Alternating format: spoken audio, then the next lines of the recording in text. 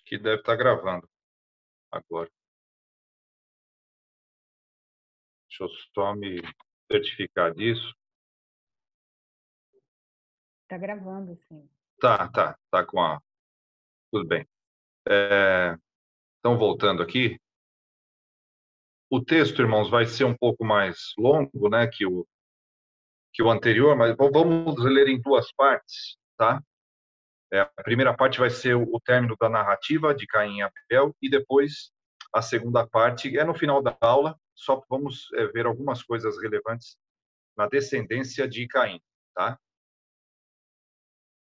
Então, vamos ler juntos o texto. Eu vou ler, né, quem quiser, como sempre, quiser acompanhar com a própria Bíblia, eu vou fazer menção a vários textos, tá? Os irmãos fiquem à vontade. Disse Caim a Abel, seu irmão: vamos ao campo. Estando eles no campo, sucedeu que se levantou Caim contra Abel, seu irmão, e o matou. Disse o Senhor a Caim: onde está Abel, teu irmão?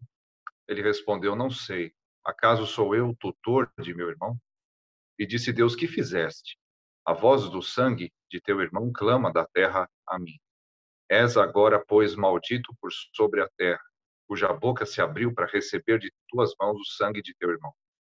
Quando lavrares o solo, não te dará ele a sua força. Serás fugitivo, errante pela terra.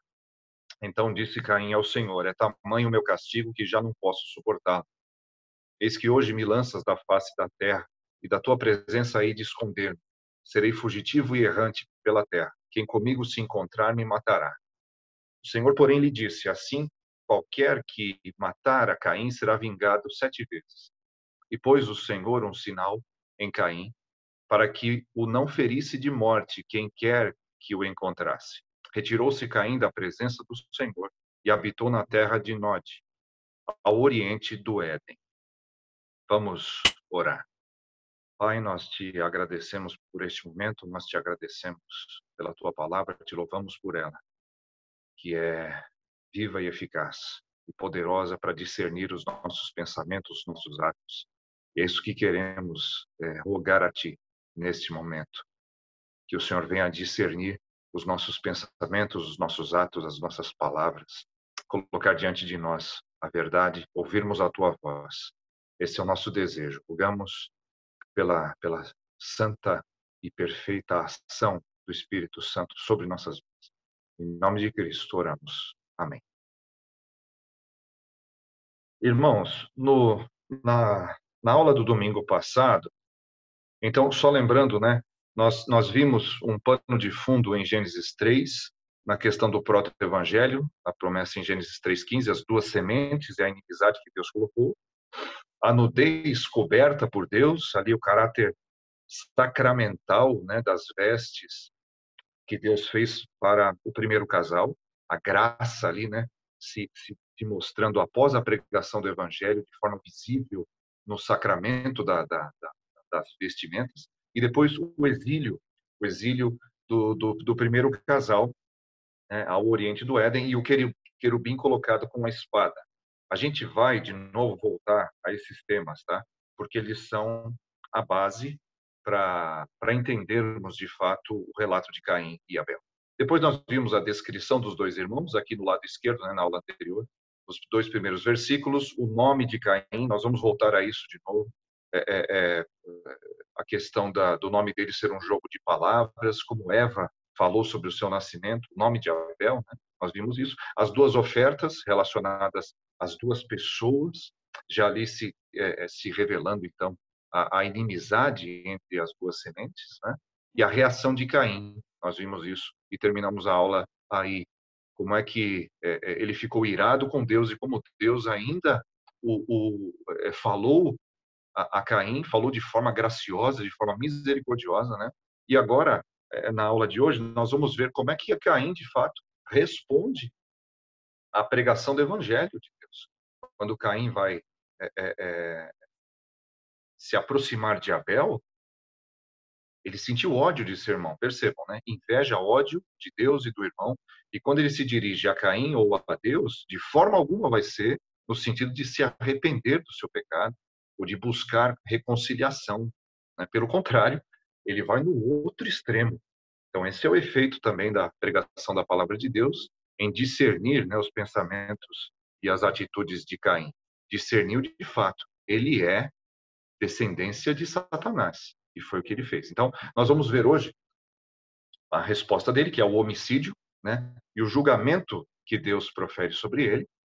Nesse julgamento, no item 2, então, Deus vai declarar a pena e Caim, então, vai se lamentar. Mas vamos entender como é que esse lamento de Caim é, como é que ele se revela, o que ele revela, né? Depois, a marca de Caim e o seu exílio. Então, a marca que Deus coloca sobre Caim, vamos refletir algumas coisas a respeito disso, e o exílio dele, né? Recapitulando o exílio do primeiro casal.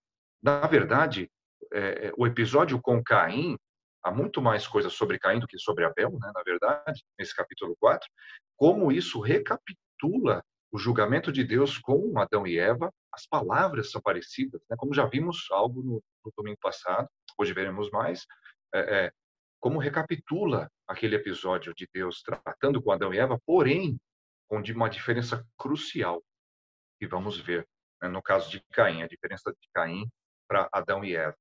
Né? E, em último lugar, vamos fechar a aula vendo ali o relato da descendência de Caim, tá? O que vai preceder, na verdade, o capítulo 5, que vai falar sobre a descendência de Sete, tá? E no capítulo 6 nós vamos ver o início do relato do dilúvio. Obviamente não vamos ver isso hoje, né? Espero que consigamos fazer uma aula casada.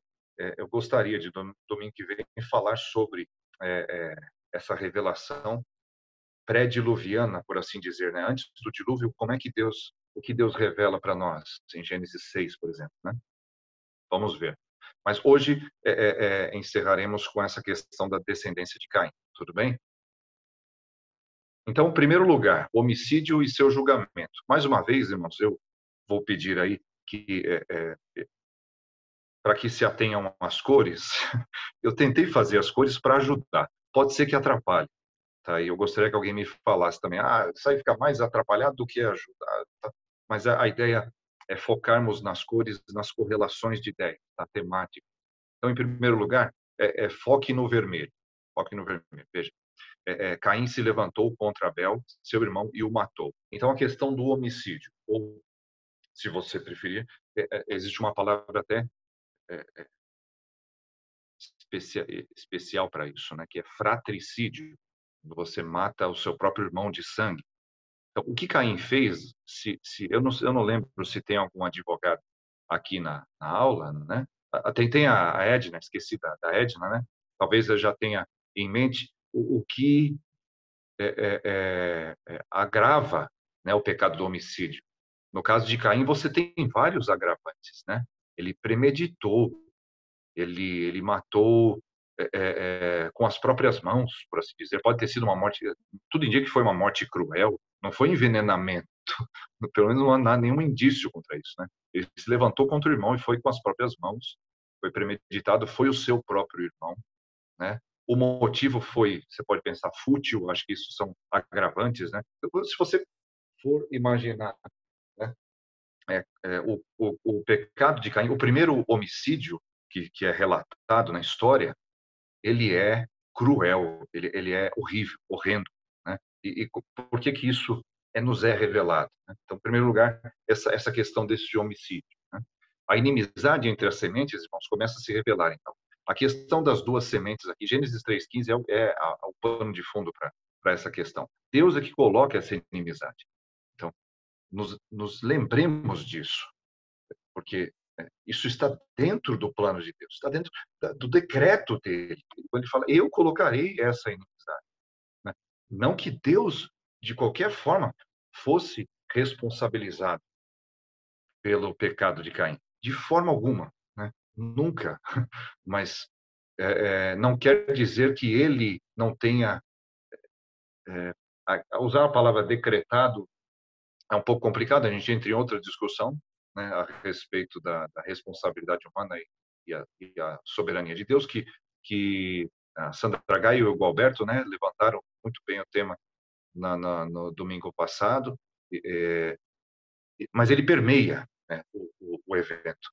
Então, o primeiro justo é assassinado. Nós vamos ver esses textos aí de Mateus e tal. Jesus Cristo toma o exemplo de Abel, ele traz à tona, né? Então, quando pensamos na via dolorosa, irmãos, nos remete normalmente ao cântico, né? Deixa eu ver aqui, o Marcos escreveu, Custódio, ao cometer o fratricídio, Caim rompe os laços familiares, né? Renunciando à imagem de Deus. Exatamente, o Marcos colocou muito bem aqui, o Marcos Custódio. Então, Caim rompe laços familiares. É verdade, eu nunca tinha pensado nisso também. Ainda que tem uma questão espiritual no pano de fundo, que é das duas sementes, ele tem um laço de sangue com Abel, sem dúvida. E ele rompe esses laços, não só com o seu irmão, porque ele mata, mas com os seus pais, né? A gente vai ver que Caim vai ser expulso ali, ele vai se desvencilhar de uma família que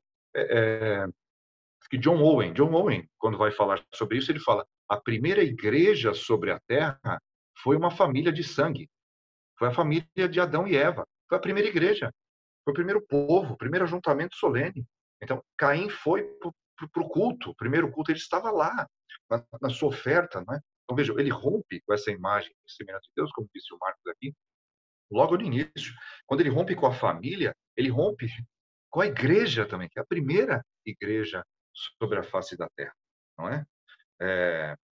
A Via Dolorosa, que nos lembramos muito daquele cântico, né, daquele hino muito bonito da Via Dolorosa, ela remonta a esses primórdios, a Gênesis 3:15, porque há de ser dolorosa, né, a via a ser tomada pela semente santa.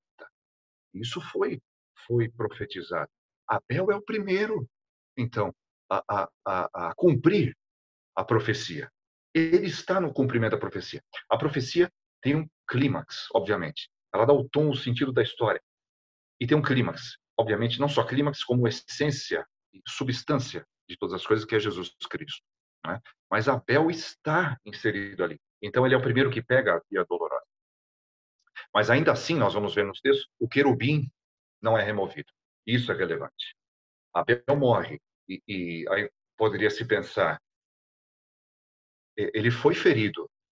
Houve, então, o sacrifício de um justo, mas o querubim não foi removido. Obviamente, por quê? Porque Abel era um justo, e Jesus Cristo vai falar disso, vai referir a ele como justo.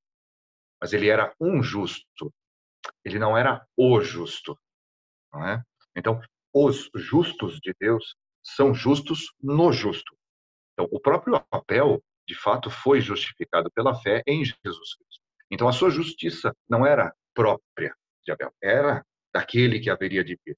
Aquele que era o único que conseguiria remover o querubim e abrir completamente, escancarar o caminho do retorno ao Éden. Nós vamos ver isso nos textos, tá? Então, o texto aqui é o seguinte. De novo, foquem no vermelho. Ali em cima está o nosso texto, tá? E nós temos Mateus 23 aqui. Quando Jesus Cristo vai falar com os escribas e fariseus, ele fala assim, à esquerda aqui, no canto à esquerda. Serpentes, raça de víboras. Por que ele utiliza essa linguagem, não é, de João Batista com os fariseus e escribas? Né? Como escapareis da condenação do inferno? Por isso, eis que vos envio profetas, sábios e escribas. A uns matareis e crucificareis. A outros açoitareis nas vossas sinagogas e perseguireis de cidade em cidade, para que sobre vós recaia todo o sangue justo derramado sobre a terra. Esse verdinho é um gancho para falar no final desse tópico, tá? Desde o sangue do justo Abel até o sangue de Zacarias, filho de Baraquias, a quem matastes entre o santuário e o altar.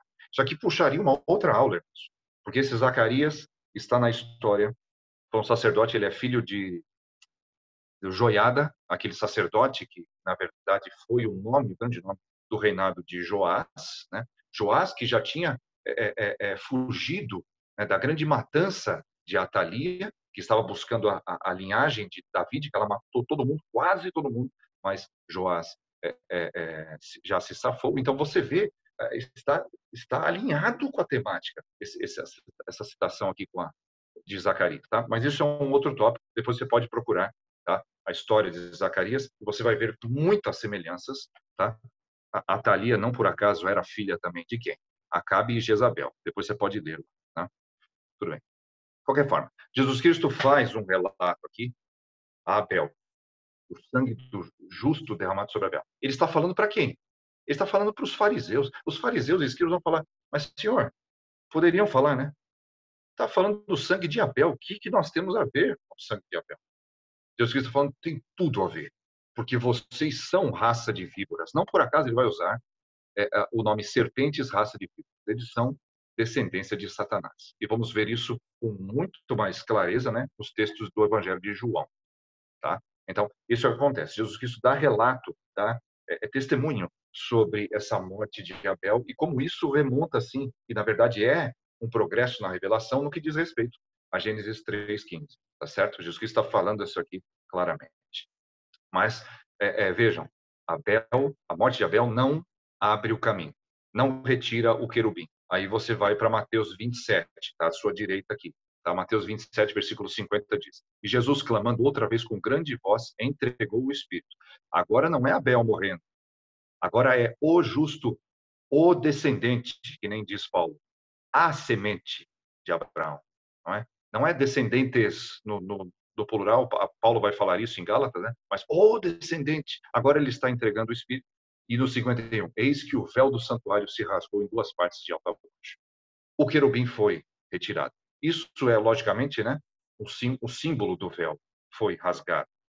Obviamente, isso refletia uma realidade imaterial, uma realidade espiritual, né, que transcende uma tapeçaria grossa que foi rasgada, que foi o véu. Mas os querubins estavam no véu do Santo dos Santos. E aquilo mostrava, então, que o querubim, né, que foi colocado com a espada flamejante, ele foi retirado, ele foi removido, e o caminho está aberto. Aí sim, nós vemos, né? Em Hebreus 12, você vai ver, 24. E a Jesus, nos achegamos a várias coisas. E a Jesus, depois você pode ler, Hebreus 12 é muito rico, eu só estou puxando esse aspecto. O mediador de nova aliança e ao sangue da aspersão, que fala coisas superiores ao que fala o próprio Abel. Então, o autor aos Hebreus está deixando claro, o sangue de Abel clama, sim, por justiça, né? Clama por vingança, até, né? De fato. Por vingança ele clama. E não de forma negativa, né? A vingança do seu sangue, né? Mas o sangue de Jesus envolve vingança de Deus, sim, vingança de Deus sobre o próprio Filho, né? Despejando sobre ele, mas misericórdia para nós. Então são coisas superiores. O sangue de Abel não é capaz de tirar o querubim. O sangue de Cristo remove o querubim. Então, os tipos de Cristo são relevantes para nós enxergarmos os tipos de Cristo. Toda essa tipologia é muito importante, mas que fique bem claro sempre a insuficiência, fique clara a insuficiência dos tipos em relação à substância. Né? Sem a substância, eles não são nada. Não é? A substância permanece e se sustém por si própria. Os tipos simplesmente são uma forma didática de Deus, nos mostrar ao longo da história. Né? Isso é importante, ao longo da história, nos mostrar de fato a substância da coisa. Então, essa ideia desse homicídio, né? E como o de Cristo é a substância desse tema. Tudo bem? Em segundo lugar, então, foca no amarelo. O escrutínio de Deus, o julgamento de Deus, então a análise minuciosa de Deus se assemelha a Gênesis 3, 9 e 13. Vejam que semelhança. Disse o Senhor a Caim: onde está Abel, teu irmão? Depois disse Deus: que fizeste? Se você voltar ali no texto de Gênesis, vai ver aqui embaixo. Chamou o Senhor Deus ao homem e lhe perguntou: onde estás? Disse o Senhor Deus à mulher: que é isso que fizeste? Vocês veem como Deus trabalha com a memória de Caim? Ele trabalha no subconsciente de Caim, se eu posso me colocar dessa forma. Ele está falando com Caim da mesma forma que ele falou com o primeiro casal. Né? É uma chamada agora ao julgamento. Agora ele está sob juízo. Caim, acho que você não percebeu. Agora houve uma mudança. Tá? Naquele primeiro diálogo, Caim ainda não havia matado o irmão. Né? Ele já estava com ódio no coração. Já estava procedendo mal, porque Deus falou: se procederes bem, não é certo que serás aceito? Agora Deus, então, muda a figura e mostra para ele através da linguagem. Trabalha isso na cabeça de Caim. Ou seja, Caim sabia do que se tratava naquele momento. Né? Mesmo assim, nós vamos ver quais são as palavras de Caim. Agora foca no azul. Tá? No azul. Caim disse, então: não sei, não sabe. Como não sabe? Acaso sou eu tutor do meu irmão? Vejam essa resposta de Caim. Primeiro ele mente, na cara dura, não sei, né? Para Deus, mentir para Deus, né? Declaradamente, ele expõe essa mentira, né? Esse engano. E ainda fala, eu tenho alguma responsabilidade sobre o meu irmão? O que o Marcos Custódio falou é muito verdade, porque ele não só rompe o laço quando ele mata, mas ele mostra o que está na mente dele. Na mente dele não há laço nenhum com Abel. Eu tenho que tomar conta do meu irmão, mas é lógico que tem, né? Esse é o ensino geral das Escrituras, de amar o próximo, zelar por ele. O princípio do sexto mandamento, não matarás, se os irmãos lerem lá o catecismo de Westminster, né? O que ensina o sexto mandamento? Vai falar não somente de homicídio, mas de preservação da vida, e que é algo que está, né, no nosso tema hoje, por conta do coronavírus, como é que devemos agir para a preservação da vida, mas o zelo pela vida do nosso próximo. Quem dirá, então, do nosso irmão? Né? O zelo pela vida do próximo é cumprimento do sexto mandamento. Então, vejam, Caim está, de fato, colocando diante de Deus, escancarando o seu pecado, mentindo e falando, eu não tenho nada a ver com o meu irmão. Porque o senhor está me perguntando, por acaso eu sou pastorzinho do meu irmão, que nem ele é pastorzinho de ovelhas? Né? Poderia falar assim? Caim está respondendo a Deus de uma forma assintosa. É assintosa. A conduta reprovável de Caim, nós vamos ler Provérbios 28, 13, né? Revela o seu verdadeiro pai. Então vamos entender. E Caim agora, não só no ato de matar a Abel, ele se molda, né? Ele se assemelha, ele toma a forma de Satanás, porque é o inimigo da santa semente, mas o seu discurso toma a forma de Satanás. Na reunião de oração na casa do Luiz Carlos, foi virtual, né? Mas na reunião de oração do Luiz Carlos, sexta-feira, meditamos sobre isso, como o evangelho muda a nossa forma e a forma das nossas palavras. Nosso discurso passa por uma metamorfose. A forma como falamos mostra de fato quem é o nosso pai. Quem é o nosso pai? Falamos como o nosso pai fala. Essa é a verdade, não é? E Caim está falando como o pai dele. O seu discurso toma forma. Assim como a verdadeira religião tem, é Isaías 6, irmão. Eu sei que estou com Isaías 6 na cabeça, agora tudo é Isaías 6, mas na verdade, tomar a forma é justamente o que Isaías 6 está falando, né? Nós nos assemelhamos ao que veneramos. Caim está venerando e adorando Satanás, que é seu pai. Então, tanto o que ele faz se toma a forma de Satanás, como o que ele fala, né? De forma assintosa a Deus e mentindo, né? E enganando dessa forma com a língua.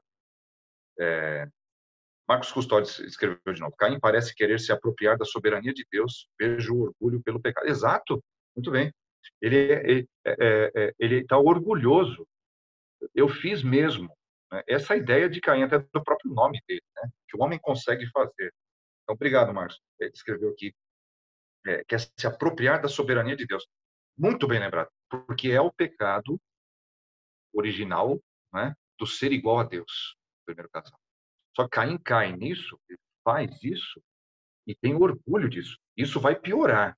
Então, esse que o irmão Marcos aqui colocou, vai aparecer exponencialmente em Lameque. Nós vamos citar isso no final da aula. A descendência de Caim, esse tipo de conduta reprovável, ela aumenta, não é? Então vejam, essa conduta reprovável de Caim nós podemos ver pelos textos. Veja Provérbios 28, 13. O que encobre suas transgressões jamais prosperará, mas o que as confessa e deixa alcançará misericórdia. Caim encobre as transgressões. E é óbvio que ele não vai prosperar. O texto da sabedoria aqui descreve a situação de Caim. Ele não confessa pecados. Ele não deixa os seus pecados. Nós vamos ver que ele não vai deixar os pecados nem depois da proclamação da pena.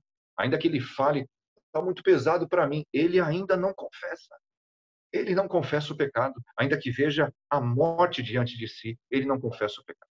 Não é? Então, ele não se arrepende. E ele mostra quem é o pai dele. Veja a 1 de João 3 aqui, no versículo 12, né, aqui embaixo. Não segundo Caim, João está falando com os seus, está falando com os seus, com as suas ovelhas, fala, não sejam, as atitudes não sejam segundo Caim, que era do maligno. Veja, ele era do maligno. Ele era possessão do diabo. Então, eu não estou falando que a possessão demoníaca, conforme nós muitas vezes pensamos que seja, né, como aconteceu no Novo Testamento, ou como alguns pintam hoje, né, mas não há problema nenhum em pensar que Caim, sim, possuído por Satanás, fez o que fez. Judas foi possuído por Satanás e nenhuma forma estribuchou ou falou outras palavras ou de forma grossa. Né? Não, não, não, não. Vejam, a influência de Satanás nos homens não necessariamente vai seguir o padrão que muitas vezes pensamos ser. Né? Então, Caim era de fato do maligno e assassinou seu irmão. E por que o assassinou? Porque as suas obras eram más e as de seu irmão justas. Aqui está claro, na linguagem de João, né, a questão das duas sementes e a inimizade entre elas, e a quem Caim pertence. Veja João 8, então, aqui do lado direito, versículo 40. Mas agora procurais matar-me. Ele está falando para quem? Está falando para os judeus. Se você for ler João 8, vai ver que Jesus estava falando isso para aqueles que supostamente haviam crido nele. Falou isso Jesus aos que creram nele. Creram? Será que creram mesmo? Procurais matar-me, a mim que vos tenho falado a verdade e que ouvi de Deus. Vós fazeis as obras de vosso pai. Aí os judeus vão falar, mas temos um pai que é Abraão. Ou se vocês fossem de Abraão, vocês andariam nas pisadas de Abraão. Mas vocês não são de Abraão. Vós sois do diabo, que é o vosso pai, e quereis satisfazer-lhe os desejos. Essa é a veneração. Essa é a adoração. Não é? Não necessariamente. Irmãos, a adoração ao demônio, ao diabo, não vai também seguir o que pensamos num ritual místico, satânico, onde aquela coisa que pintamos na cabeça. A adoração a Satanás aconteceu com Caim. Eu diria, aconteceu com o primeiro casal. Aconteceu com o primeiro casal. Eles se tornaram semelhantes a Satanás. Não fosse pela graça de Deus, Adão e Eva se tornariam como Caim, como Lameque, né? Sem dúvida. Mas pela graça não foram. A adoração a Satanás vai muito além do que muitas vezes pintamos na cabeça. Vós sois o diabo, que é o vosso pai. Quereis satisfazer os desejos. Ele foi homicida desde o princípio. Como é que Satanás foi homicida desde o princípio, irmãos? Como é que Jesus fala isso? Temos algum relato de Satanás tendo matado alguém? Jesus aqui faz clara menção a Caim e Abel. Caim era do maligno. Caim matou Abel. Quem é homicida? Satanás. Ele é o original, o resto é cópia. Essa é a ideia. Então, o que Satanás faz, na verdade, se reflete nos seus filhos, na sua descendência. Então, ele está falando disso. Por isso é que Jesus falava para esses judeus, no versículo 40, mas agora procurais matar-me. Porque a promessa evangélica de Gênesis 3,15 fala de uma inimizade, fala de uma morte à santa semente. É por isso que Jesus estava falando. E jamais se firmou na verdade, Satanás, porque nele não há verdade. Quando ele profere mentira, fala do que lhe é próprio, porque é mentiroso e pai da mentira. Então, vejam, pai da mentira. O diabo é o pai da mentira. Quando mentimos, irmãos, quando caímos e incorremos no pecado da mentira, nos assemelhamos. Não há. Você pode pensar, eu estou fazendo igual os políticos, estou fazendo igual as pessoas do mundo que são pecadoras. Tudo bem, você pode falar de semelhança, mas em última análise, a semelhança, quando mentimos, a semelhança é com Satanás. Para nós vermos o peso que é a questão da mentira em nossas vidas. Caim faz isso declaradamente. Cadê seu irmão? Não sei. Não sei, não. Eu sei, não quero saber, tenho raiva de quem sabe, mais ou menos assim, afrontando a Deus, assintoso, né? Como o Marcos falou, com orgulho do que fez. Eu fiz mesmo, né? Então, vejam, Caim está se assemelhando ao seu pai. Em último lugar, então, no verde agora. Oi, por favor. Eu achei difícil entender, porque quando fala que Satanás é homicida, quando você fala que Satanás é mentiroso, que é tudo mais, beleza. Mas quando fala que ele é homicida, tá atribuindo toda a culpa do assassinato, né, de Abel nas costas de de Satanás, porque Satanás não foi ele lá e matou Abel, foi Caim que fez, não é? Eu não entendi direito como dá para dizer que Satanás é homicida desde o princípio. Ele é uma ótima pergunta, uma ótima colocação. Aqui, eu não entendo como Jesus falando que a culpa, na verdade, foi de Satanás. Mas o que ele está falando é do princípio do homicídio. Quem é o pai do homicídio, na verdade? Né? Quem é o pai do homicídio? É aquele que odeia o Deus da vida. É aquele que odeia a vida que Deus dá. Então, o ódio à vida de Deus é o princípio satânico do ser diabólico, né? De Lúcifer, por assim falar. Então, ele é aquele que é o precursor. O que Caim fez, ele fez à semelhança do diabo. Mas perceba, Caim é completamente responsável pelo que fez. Sem dúvida alguma. Ele fez isso de forma premeditada. Ele fez de forma dolosa. Ele não, assim, vem ao caso mesmo. Ele podia estar sob influência, sob possessão demoníaca, sem dúvida, não tenho dúvidas disso. Agora, é como alguém poderia falar que cometeu um homicídio porque estava sob o efeito de drogas. Às vezes isso pode ser alegado, né, para atenuar talvez uma pena de homicídio. Eu não sei, pode acontecer. Eu não estava no completo exercício das minhas faculdades mentais. Eu tive um ataque de nervos, sei lá o quê, né? Não é o caso. Não é o caso. Ele fez completamente convicto e a sua resposta mostra isso, né? A sua resposta mostra. Ele fala para Deus: o que é? O senhor está me perguntando aí? Eu fiz mesmo. Depois ele não vai falar assim, mas quem fala assim, na verdade, é Lameque. Né? Lameque vai ser um Caim piorado. Mas na questão da responsabilidade, por certo é Caim, sem dúvida. Mas eu entendo o que Jesus esteja falando remetendo à questão da linhagem, porque a linguagem de Jesus remonta a essa questão de Gênesis 3:15. Ele está falando de quem é filho de quem, né? Quem é pai de quem. Então, trazendo o exemplo de Caim, como ele já tinha, como ele vai falar em Mateus 23, né, que o sangue dos justos derramados sobre a terra vai recair sobre a linhagem de Satanás, aquilo é uma linguagem, né, do que dá o tom da história, a guerra entre as duas linhagens. Eu não sei se isso ajudou na resposta. Ô Dani, uma coisa que eu me lembrei é que Jesus ressignifica a lei, né? E diz que ela vai além dos atos e ela abrange os pensamentos. Então, com certeza, o primeiro pensamento homicida foi de Satanás antes de Caim, né? Então, se o pensamento já para Deus é uma ação, né? Eu acredito que o intento homicida primeiro deva ter sido de... Não, eu acho que vai mais além. Qual que era o salário do pecado? A morte. Acho que a questão do homicídio está aí, Dani. Quando o diabo tenta a Adão e Eva, ele tem o intuito de matá-los porque é o salário do pecado. Acho que a questão do homicídio está aí. Caramba, isso aí realmente, não tinha pensado nisso. A questão do desejo de ver o que é a imagem e semelhança de Deus, que é o homem com vida em Deus, morrer. Esse é o desejo homicida. Eu acho que a do Miguel matou a questão. Realmente, ele é homicida desde o princípio. Faz menção a Caim? Acho que sim, mas vai antes. Vai antes na tentação dele de Adão e Eva. Em querer, de fato, que eles morram. Essa, acho que mata. Essa questão mata. De fato. Agora, como isso materializa a primeira vez foi com Caim e Abel. Abel foi o primeiro a morrer, de fato, né, fisicamente. Mas o intento estava anterior, porque a morte... Nós fazemos essa distinção, morte espiritual, morte física, né? Mas a Bíblia nunca faz essa separação. As duas coisas estão intimamente ligadas, né? Morte física e a morte espiritual. Então, a morte, de fato, estava nos planos de Satanás desde o início, sem dúvida. Isso mesmo. Marcos Custódio falou aqui. Em 4:11, Deus chama Caim de maldito, ligando Caim à serpente. Segura essa, Marcos, porque nós vamos voltar nisso de fato, tá? A questão da maldição sobre Caim tem tudo a ver. E a gente vai voltar nesse ponto. Você adiantou até um ponto, é isso mesmo. A Débora falou.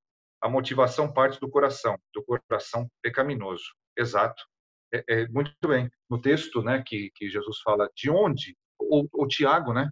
De onde nascem as contendas? De onde nascem todas essas coisas, né? Jesus fala Onde está, de fato, o núcleo do pecado, os desejos pecaminosos, as mortes, todo o pecado que você possa imaginar? De onde veio? Do coração pecaminoso, né? Ele é, na verdade, a fonte ou da vida ou da morte, certo? Obrigado, pessoal. Essa é a ideia mesmo, tá, pessoal? A ideia é pensarmos juntos sobre o texto. E, de fato, eu vou ter que lembrar de anotar essas participações, porque senão é capaz de eu me esquecer. Tem muita coisa boa. Então, o clamor da terra, então, vejam o verde, cuja boca se abriu. Então, vejam, a voz do sangue do teu irmão clama da terra a mim. E no versículo 11, eu vou puxar agora, porque Deus fala, vejam aqui, ó, versículo 11 que eu puxei aqui, ó, és agora, pois, maldito sobre a terra, vou falar sobre isso, como o Marcos citou muito bem, cuja boca se abriu para receber de tuas mãos o sangue do teu irmão.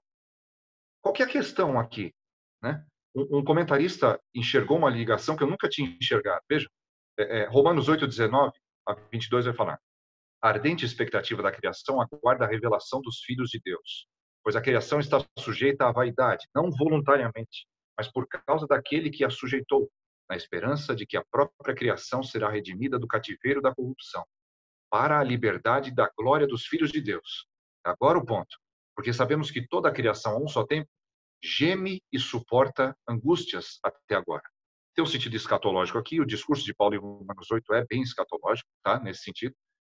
Ele é mais genérico, mas vejam como a terra abre a boca para suportar angústias e gemer pelo sangue dos justos que foram derramados sobre ela. É isso que Cristo vai puxar em Mateus 23, 35, para que sobre vós recaia todo o sangue justo derramado sobre a terra. A ligação do homem com a criação é de uma tal forma, irmãos, que quando o pecado entra, é lógico, a terra é amaldiçoada por causa do homem, mas isso mostra a ligação que há. E como agora a criação espera, de fato, a redenção, a revelação dos filhos de Deus. Porque ela também tem recebido por milênios o sangue dos justos, sendo a primeira vez que clamou a Deus quando Abel morreu. O primeiro gemido que a terra deu foi quando Abel morreu. Primeiro gemido. A terra cuja boca se abriu para receber o sangue de Abel, há uma voz clamando a mim da terra. Então vejam, é um clamor de vingança? Sim, sem dúvida. Envolve vingança, sim, sem dúvida. Mas é uma expectativa também. É uma expectativa também, conforme Romanos 8, a expectativa da revelação dos filhos de Deus, da ressurreição no último dia, da redenção da própria criação que está sujeita à vaidade. Vejam os desdobramentos desse relato, né, de Caim e Abel. Irmãos, mais uma vez, essas ligações, essas conexões, eu estou convencido de que elas existem. Mas caso os irmãos pensem que seja forçado, eu quero que me falem, tá bom? Porque eu posso muitas vezes me empolgar aqui e viajar na maionese. Mas eu creio que haja uma ligação fortíssima aqui, temática, entre esses textos, tá bom? E isso mostra também a ligação que temos nós com a criação, como a criação, porque a criação foi afetada com o nosso pecado, né? Isso está claro aqui, né? Há uma ligação íntima, né, entre o homem que Deus criou e o resto da criação. Ele foi colocado como sacerdote. O homem é o sacerdote do mundo criado para conduzir tudo à glória de Deus. E agora, porque o sacerdote caiu, o sacerdócio caiu, não é? E a criação sente agora essa queda, certo? Então, ela guarda isso. Mas nessa expectativa está relacionado também o sangue dos justos sendo derramados sobre a terra. Tá? Bom, depois a declaração da pena e o lamento de Caim. És agora, pois, maldito sobre a terra. De novo, focando no vermelho, tá? Maldito sobre a terra, quando lavrares o solo, não te dará ele a sua força, serás fugitivo e errante pela terra. Então, a pena que Deus fala agora é, a princípio, parecida com o de Adão. Mas nós vamos ver, de fato, como o Marcos Custódio já adiantou, a maldição sobre Caim não é idêntica à maldição sobre Adão, né? Nós vamos ver, porque Gênesis 3:17 fala: maldita é a terra por tua causa. É verdade. E Deus está falando para Caim: quando lavrares o solo, não te dará ele a sua força. Está falando da dificuldade de Caim, agora aumentada, né? Da impressão, porque ele já tinha falado isso para Adão. Mas há uma diferença crucial, vamos ver no texto. Adão não é amaldiçoado. Caim é. Quem é amaldiçoado como Caim? A serpente. Então, a identificação, que nem o Marcos Custódio falou muito bem, é com a serpente, em última análise, e não com Adão. Tá? Ainda que haja uma semelhança, certo? No amarelo, nós temos aqui, é tamanho meu castigo, já não posso suportá-lo. Então, o lamento de Caim revela a sua real preocupação. Somente ele. Ele só se preocupa com ele. E vejam, aí vem aqueles provérbios à cabeça, né? Aqueles ditados populares à cabeça, daqueles homens que são com mulheres, os homens são leões. Com outros homens, eles são gatinhos. Ou aquele cara que é encostado, né? Para comer é um leão, para comer é um leão, para trabalhar é um gatinho. Parece que Caim aqui está refletindo isso, né? Quando está batendo no peito é o leãozão. Quando Deus fala a pena, de fato, e o que vai acontecer com ele, e aí o julgamento de Deus fica diante de seus olhos, aí ele vira um gatinho. Ele começa a lamentar. Coitadinho de mim, Senhor. É muito grande esse castigo, eu não posso suportá-lo. Vejam que absurdo no lamento de Caim. O lamento de Caim é ridículo. Ele é estúpido, em essência. E no lamento dele, na vitimização de Caim, ele fala para Deus: o Senhor não sabe dosimetria de pena. O Senhor não é um bom juiz. O Senhor não sabe dosar a mão. Foi demais para mim. Então, o Senhor exagerou no castigo, né? Como é que eu vou viver num mundo cheio de gente que nem eu, né? Vão querer me matar, Senhor. Vão querer fazer comigo o que eu fiz com Abel, né? É um absurdo isso, né? O lamento de Caim, irmãos, é aquilo que está quando você liga o rádio, quando liga a televisão, quando você ouve e conversa, está muitas vezes na nossa própria boca. Quando reclamamos do mundo como é, quando reclamamos do Brasil como ele é, quando reclamamos dos políticos do Brasil como eles são. E todos nós pecamos isso, eu não estou tirando o corpo fora. Todos nós lamentamos como Caim. Quem é que aguenta um Brasil, um governo, um mundo cheio de gente como quem? Como eu e você. Como a gente. Não é? Essa é a questão de Caim. Eu não aguento isso, é muito grande esse castigo. Vou viver com um monte de gente parecida comigo, né? Eu não me suporto. O senhor não pode fazer isso comigo. Esse é o tipo de discurso de Caim, né? Então, a linguagem de Caim até se parece com a de Deus. Veja, nesse lamento dele, eis que hoje me lanças da face da terra. Veja um azulzinho. Pai. Da tua presença hei de esconder-me. Serei fugitivo e errante pela terra. Ele está repetindo o que Deus falou. Então, ele sabe repetir. Ele tem alguma inteligência aí, né? Ele sabe repetir o que Deus falou. Ele ouviu, entendeu, falou, repetiu. Mas a linguagem dele, ainda que se pareça com a de Deus, pode parecer piedosa. Aí, Caim está reconhecendo o que Deus falou. Nós muitas vezes nos enganamos com isso, irmãos. Nos enganamos com discursos que parecem de Deus. Não são.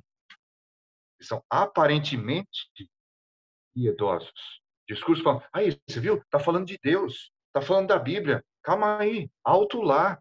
Vamos ver de fato o que ele está falando e o que está mostrando com os atos, com o resto do discurso.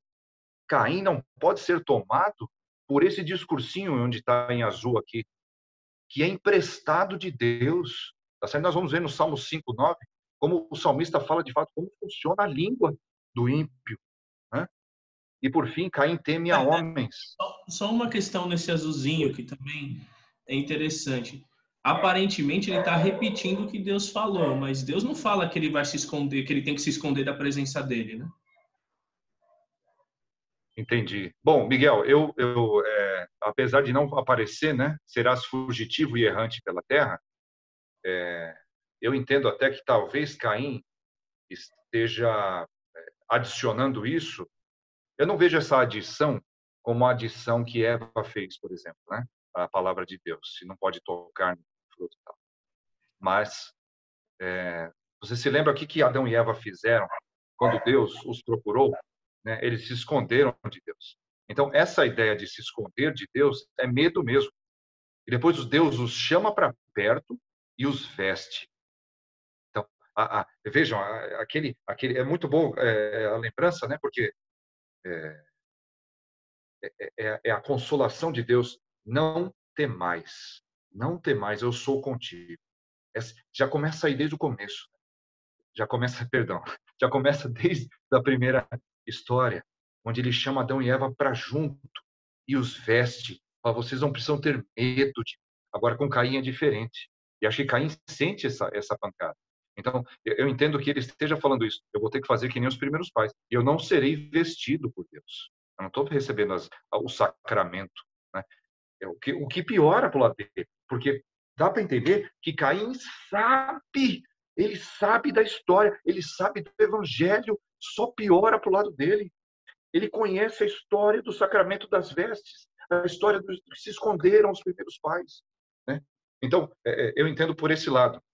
Apesar de repetir e colocar essa palavra, ele está piorando para o lado dele, porque ele conhece o que aconteceu, né? E nisso ele mostra que Caim ele teme a homens e não a Deus. Quem comigo se encontrar, me matará. Ele na verdade, está preocupado com quem vai matar. A gente vai ler o texto de Mateus 10, 28, a essência da falta de temor a Deus de Caim, né? Marcos Custódio, Marcos Custódio escreveu, Caim tem compaixão por si mesmo, autocomiseração, exatamente. Exatamente. Ele se faz de vítima e ele tem compaixão de si mesmo. É o que nós vemos, até o mundo, irmãos, jaz no maligno. A autocomiseração, né? A vitimização. Vejam como eu sou, vejam como eu sou sofredor. Que é isso que estão fazendo comigo? Vejam, é Caim, descrito aí. Quando incorremos nesse pecado, né, estamos nos assemelhando a ele. Ele não se arrepende do seu pecado, sem dúvida.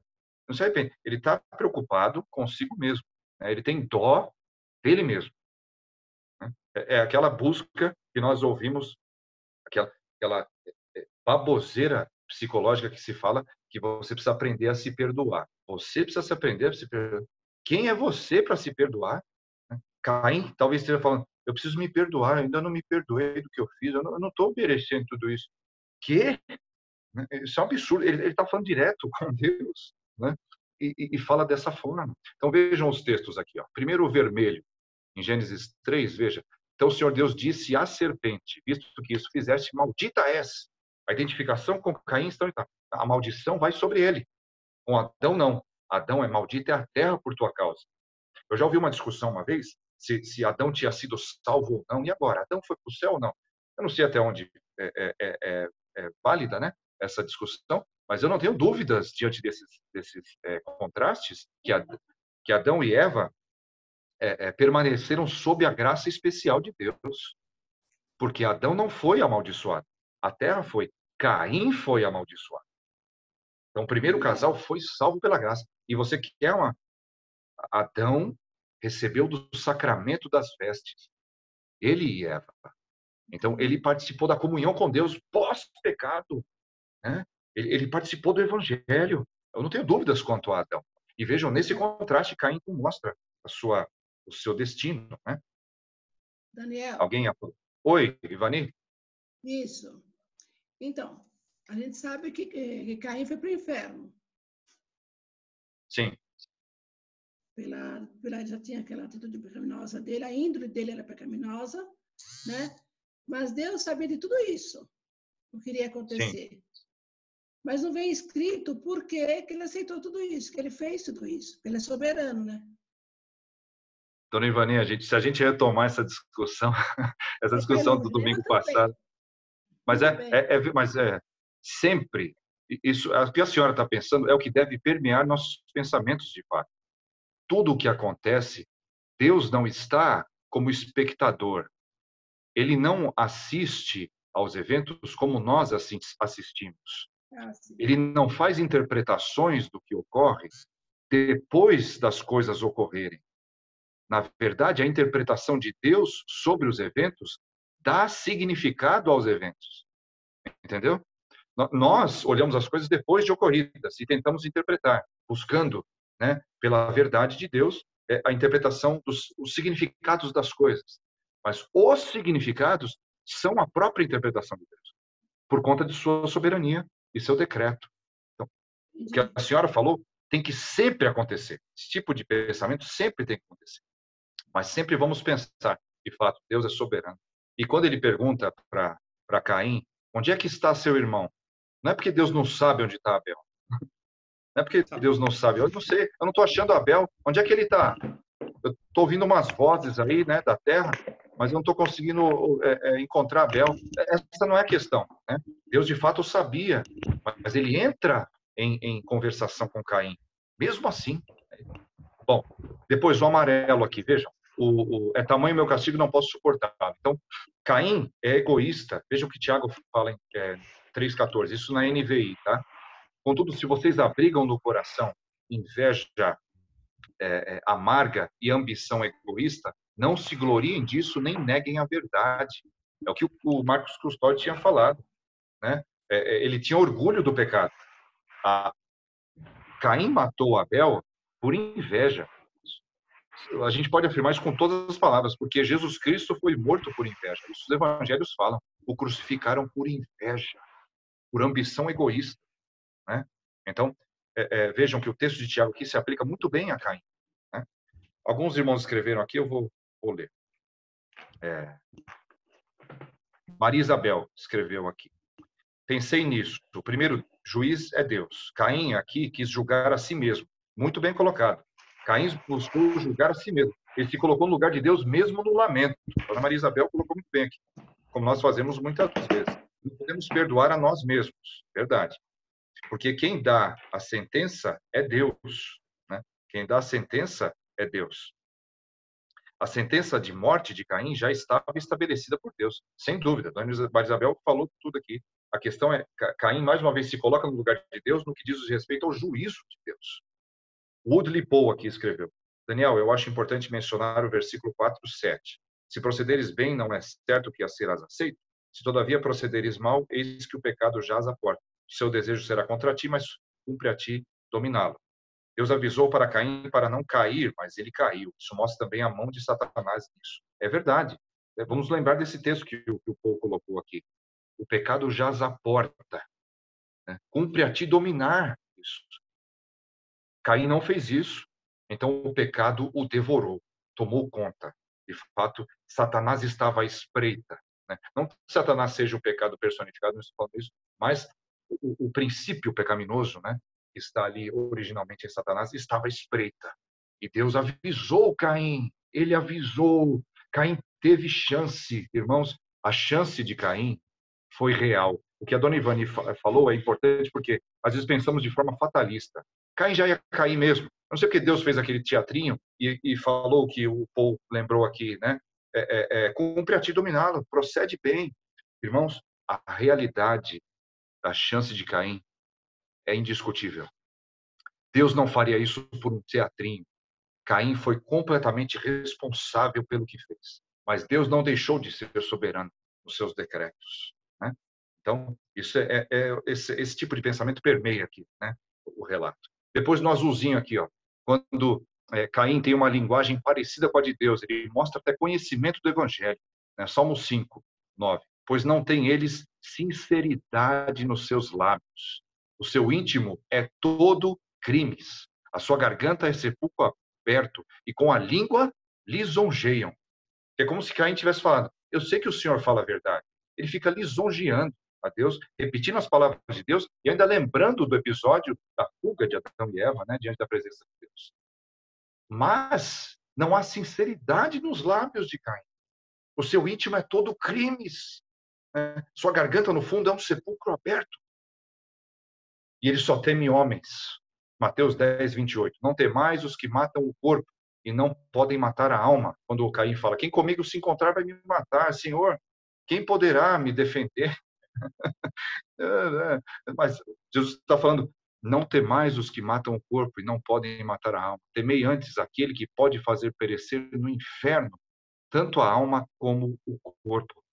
O temor a Deus envolve conhecimento do que ele é capaz de fazer. Ele não só mata o corpo, ele lança a alma no inferno. Ele faz perecer. Então Caim tinha que, de fato, temer essa realidade. Esse Deus vivo. O rei da coisa, diz o autor de Hebreus, horrível coisa é cair nas mãos desse Deus vivo. Não é? Raquel escreveu, o maior medo de Caim era com essa vida terrena. Exatamente. A perspectiva dele é dessa vida. é o completo secularista, que ainda ouve falar do evangelho, ele ouve sobre Deus, ele fala sobre Deus, ele até fala sobre o evangelho, mas o seu coração está ligado a esta vida somente. Existe alguma vida nesses homens? Simplesmente biológica, física, né? A vida espiritual, que é a comunhão com Deus, que nos liga à vida eterna em Jesus Cristo, para o novo céu e nova terra, esse tipo de vida não é vislumbrado por pessoas como Caim, da linhagem de Satanás, né? Então, depois, a marca de Caim e seu exílio, certo? O Senhor, porém, lhe disse, assim qualquer que matar a Caim será vingado 7 vezes. Né? E pôs em Caim um sinal, para que o não ferisse de morte quem quer que o encontrasse. Essa marca de Caim é muito debatida, né? Se era uma marca no corpo, se era uma marca na testa. Então o pessoal olhava para Caim, na testa dele, e falava: opa, isso aí não mexe, isso aí não mexe, porque Deus pôs um sinal. Não tem como saber de fato, né, do que consistia essa marca, mas o que ela simbolizava, o que ela representava. Né? O que é isso, na verdade? Por que Deus coloca essa marca sobre Caim? Depois dele chorar as pitangas, né? Depois dele lamber as feridas diante de Deus, Deus fala: o Senhor, porém, e esse porém aqui do texto é muito importante. Né? Diante dessa realidade, que de fato, talvez alguém quisesse vingar o sangue de Abel e matar a Caim, é possível, né? Filhos de Abel, que talvez já tivessem nascido, não sei se nasceram, não tem relato disso. Quem queria matar Caim? Eu não sei, mas a realidade é que Caim está falando, de fato, que ele percebe que tem gente que poderia fazer com ele o que ele fez com Abel. Né? Mas Deus fala: não será assim. Né? Não será assim. Sandra Gai. Caim pediu que Deus o protegesse da consequência do pecado sobre seu corpo e não de sua alma. Exatamente. Exatamente. Ele tem medo da consequência do pecado sobre o corpo. Termos medo também, o crente ter medo, por exemplo, de morrer de coronavírus, de morrer de qualquer coisa. É medo de ficar doente. Eu não estou falando isso porque temos que sair abraçando e beijando todo mundo na rua, tá? Mas temos que ter prudência. Não estou falando isso para contra isolamento, de forma alguma. Mas o crente não deve viver em medo da morte. O crente não tem medo da morte física. É lógico, irmãos, que o horror da morte se coloca diante de nós. Somos de carne e osso. Mas em Cristo, como o Marcos Kleber pregou domingo passado, interpretamos a morte diferente, né? Ninguém nenhum crente tem o direito de interpretar a morte à parte da cruz. Foi isso que o Marcos Kleber falou. E é verdade, está no texto lá. E a Sandra Gaio colocou muito bem. A interpretação da morte como simplesmente acabou minha existência. Mas o crente vê, de fato, a consequência da morte física para o crente. A libertação do pecado. Né? A minha alma está salva, então eu vou me encontrar com o Criador. Agora, o Caim está preocupado unicamente com o seu corpo, não com a sua alma. Né? A marca sobre Caim, então, mostra a graça comum de Deus atuando sobre os ímpios. Isso é importante. Né? Quando ele fala 7 vezes, irmãos, Caim será vingado 7 vezes, não é que ele está falando exatamente 7, o número 7 algebricamente vai se estabelecer no julgamento, não é isso. Mas isso remonta à plenitude, à completude, à perfeição do juízo de Deus. Não é?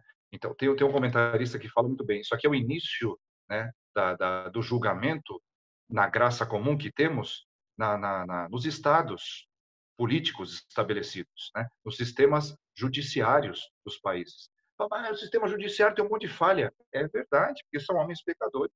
E nenhum governo neste mundo, irmãos, será perfeito. Nenhum governo. Nem o executivo, nem o legislativo, nem o judiciário. Não. Mas ainda assim, eu não vou aplicar penas por minha própria vontade sobre outras pessoas. Ah, matou meu irmão? Eu vou matar. O quê? Não é assim que funciona. Temos uma Constituição, temos um código penal, não é? Temos um sistema estabelecido. Isso é graça de Deus.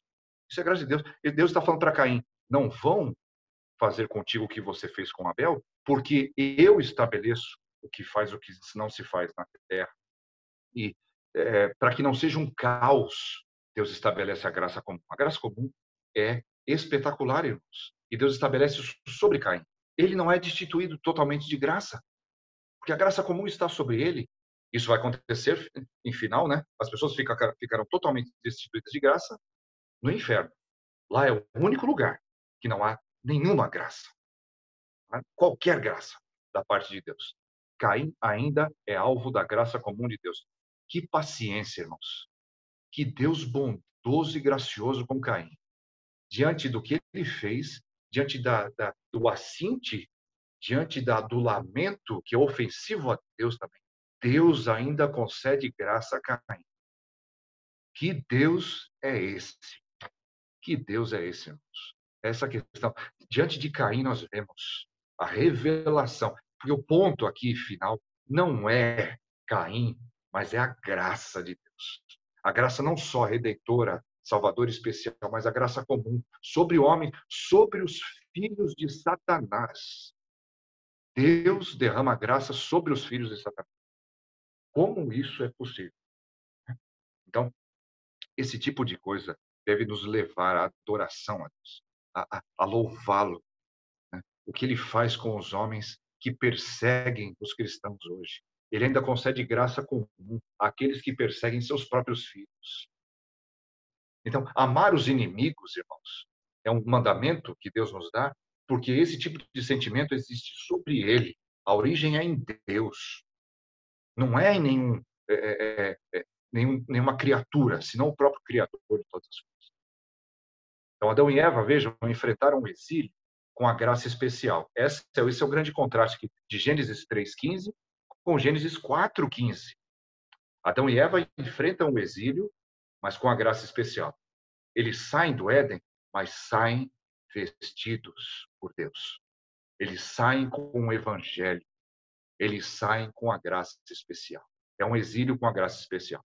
Caim vai para o exílio com a graça comum. Ele não vai vestido, ele não vai com o sacramento, ele não vai com a comunhão de Deus.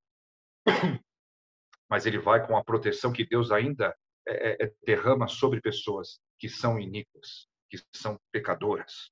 Tá? Então, isso tem que ficar claro.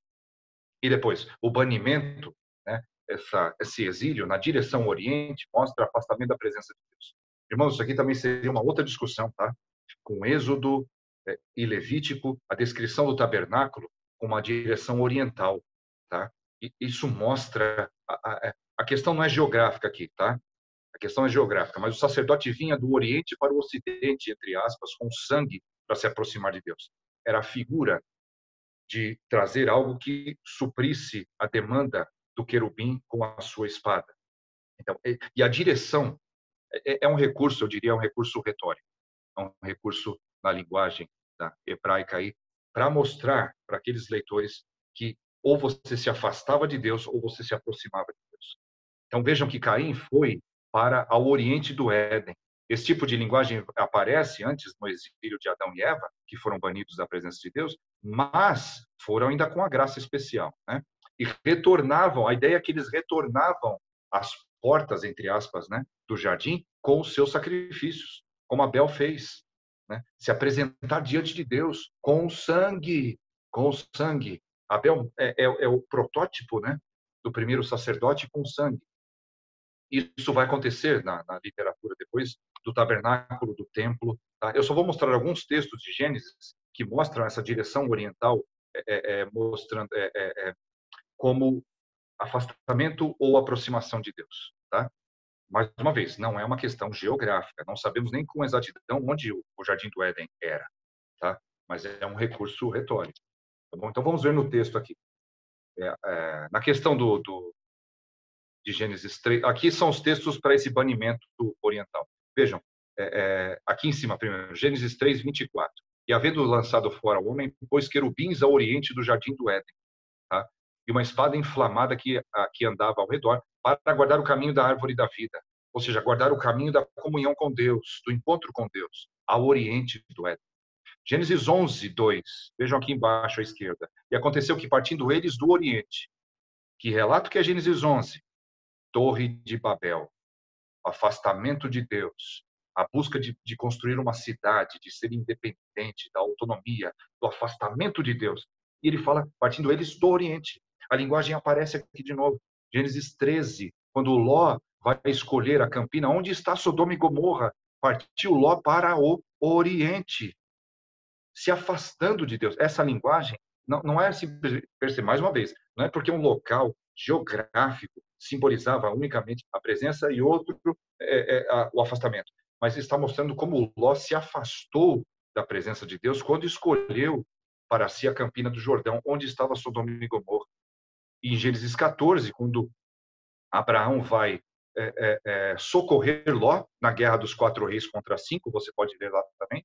Vejam só, no versículo 16, 18 e tal, tornou Abraão a trazer também Ló. Abraão foi lá, se dirigiu ao Oriente para salvar Ló. Mas quando ele volta, quem ele encontra? Então, na direção do Oriente para o Ocidente, quem que ele encontra? Melquisedeque, que era sacerdote do Deus Altíssimo. Então, nesse caminho de retorno da região ali onde estava Sodoma e Gomorra, onde aconteceu a guerra, Abraão encontra Melquisedeque. Então, vejam essa questão das direções também nos apontando isso. Eu não pus o texto aqui, mas também não é forçação de barra nos lembrarmos de Mateus 2:1. Os irmãos se lembram de onde vieram os magos para encontrar Jesus? Eles vieram do Oriente. Então, eles vieram do Oriente em direção a Jesus. Os magos do Oriente, que nós sabemos, o pastor Márcio já falou isso, não tem relato para falar com certeza se eram 3, nem que eram reis, tá? Mas eram magos, eram sábios do Oriente. E eles vêm do Oriente, ou seja, gentios, pessoas afastadas de Deus, agora se aproximam de Deus. A linguagem. E vai aparecer justamente aonde? Só em Mateus, porque Mateus foi escrito para judeus, judeus que entendiam dessa linguagem, né, de Gênesis. Então vejam que interessante, isso está encapsulado ali no banimento, no exílio de Caim, tá bom? Vamos terminar agora só com esse texto, tá? Vou ler rapidamente para os irmãos. Coabitou Caim com sua mulher. Aqui, então, depois que acontece, depois do exílio de Caim, ela concebeu e deu à luz Enoque. Caim edificou uma cidade e ele chamou Enoque, o nome do próprio filho. Enoque, vejam aqui, Enoque, o primogênito de Caim, não é o Enoque famosão. Tá? O Enoque famosão vai aparecer em Gênesis 5. Caim edificou uma cidade e ele chamou Enoque, o nome de seu filho. A Enoque nasceu-lhe Irade. Irade gerou a Meujael. Meujael a Metusael. Metusael a Lameque. Esse é o ponto alto, em módulo, eu diria, para quem fez, para quem de cinema de matemática, né? É o negativo aqui, é o ponto negativo máximo. Lameque tomou para si 2 esposas. O nome de uma era Ada. Deixa eu ver aqui, Isabel. A esposa de Caim veio de que povo? Só uma pausa aqui, né? Isabel perguntou aqui. De fato, né? As esposas de Caim vieram de onde? Não sei se mais alguém escreveu. Desculpa, irmãos, eu passei direto, né? O Marcos Custódio tinha escrito aqui, terra de Nod significa errante. A pessoa afastada de Deus é pessoa sem lugar permanente. Muito bom. Depois eu tenho que salvar essas participações dos irmãos aqui, porque o Custódio lembrou muito bem. Errante, né? Não tem terra, não tem lugar permanente. Exatamente. Né? Porque, de fato, nós temos um local, que não é nessa terra, mas mostra que quem não está com Deus, na verdade, não tem local, não tem um lar. Né? Muito bem, e de fato, eu não sabia, né, de que a terra de Nod significava isso. Obrigado, Marcos, pela participação. E a Isabel pergunta que a esposa de Caim veio de que povo? Aí que tá. Essa é uma pergunta que também traz uma discussão, tá, que vai além. Se alguns estudiosos consideram que Adão e Eva não foram os primeiros, na verdade, ou únicos seres humanos no início da humanidade e tal, aí envolve uma questão, uma discussão de origens, que acho que teria lugar numa outra aula, né, sobre origens e da onde apareceram essas mulheres que Caim, que Lameque tomou, a mulher de Caim, ou depois a mulher de Sete, né? Mas se você ler e interpretar literariamente e literalmente o texto aqui, eram filhas de Adão, tá? Eles se casaram entre irmãos no início. Não tem outro jeito, se você for ler dessa forma, é dessa forma que eu leio, tá? Dessa forma que eu leio. Caim se casou com uma de suas irmãs, tá? E o incesto? O incesto aqui eu creio que não se aplique, obviamente, né? Isso vai ser caracterizado como crime mais para frente, tá certo? Essa é uma outra discussão, é uma pergunta relevante, tá? Mas que eu não creio que seja possível nós falarmos de tudo a respeito, né? Agora no horário da aula. Bom, Sandra Gai perguntou também. A história de Lameque seria referência à maldição familiar? Isso aqui seria uma referência à teologia neopentecostal, né, de maldição na família e tal. Olha, Sandra, obviamente eu não subscrevo a teologia neopentecostal quando fala de maldição familiar, que o problema está no pai, o filho também vai ter problema, a maldição está na família, você tem que fazer alguma coisa para tirar a maldição da família, tá? Lógico que isso é mentira, mas não podemos, numa linguagem bíblica, descartar essa frase que ela colocou. A maldição está na família, tá? Ah, tá bom, também não, mas já vi alguns sermões referentes ao texto. Sim, eu acredito que ninguém aqui pense dessa forma, né, neopentecostal. Mas a maldição, de fato, que está em Caim, nós vemos que está na família dele. Então não tem como negar isso. A maldição de Caim, a maldição de ser filho de Satanás, aparece na sua descendência física, tá? Então eu não quero jogar tudo fora dessa expressão, a maldição familiar. Existe sim, tá? Mas quando existe? Quando a Bíblia me permite falar que sim. Aqui no caso de Caim, nós vemos claramente, né? E não só essa maldição que está sobre Caim, os filhos, né, de Satanás, comungam, por assim dizer. Lameque vai muito além. Então ele tomou 2 esposas para si, já mostra que ele quebrou o princípio da monogamia, né? O nome de uma era Ada, a outra se chamava Zilá. Ada deu à luz a Jabal, esse foi o pai dos que habitam em tendas e possuem gado, né? O nome do seu irmão era Jubal, este foi o pai de todos que tocam harpa e flauta. Zilá, por sua vez, deu à luz a Tubal-Caim, artífice de todo instrumento cortante de bronze e de ferro. A irmã de Tubal-Caim foi Naamá. E disse Lameque às suas esposas. Aí vem Lameque, né, se orgulhando da sua grande obra, né, sobre a terra. Ada e Zilá, ouvi, vós mulheres de Lameque, escutai o que passo a dizer-vos.